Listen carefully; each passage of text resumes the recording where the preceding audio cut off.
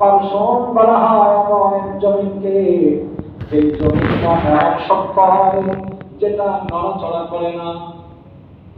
যে জমিন শক্ত হওয়ার কারণে হেলে দুলে পড়ে না, এমন জমিনকে বলা হয় তাস।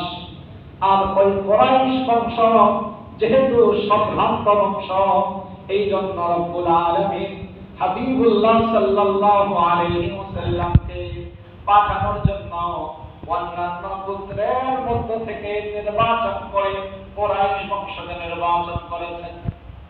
কারণ হাবিবুল্লাহ সাল্লাল্লাহু আলাইহি ওয়াসাল্লামের উপরে আল্লাহ রাব্বুল আলামিন অনেকগুলো জিম্মাদারি দিবেন।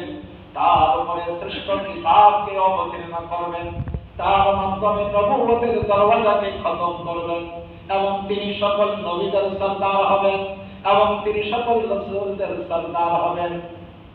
অতএব তাহলে তার মধ্যে এমন একটা প্রভাব থাকে, যেই প্রভাবের কারণে দুনিয়ার কোন লোভ লালসা, দুনিয়ার কোন চাপ, দুনিয়ার কোন পরাশক্তির চাপের কারণে যেন এই দাওয়াতের ক্ষেত্রে, কোরআনের বার্তাগুলো পৌঁছানোর ক্ষেত্রে উনি যেন নড়ে না যান, তিনি যেন অটল অবিচল থাকেন। এই আসরকে বহাল রাখার জন্য রব্বুল আলামিন মুহাম্মদুর রাসূলুল্লাহর জন্য গোত্র নির্বাচন করলেন, কুরাইশ গোত্রকে।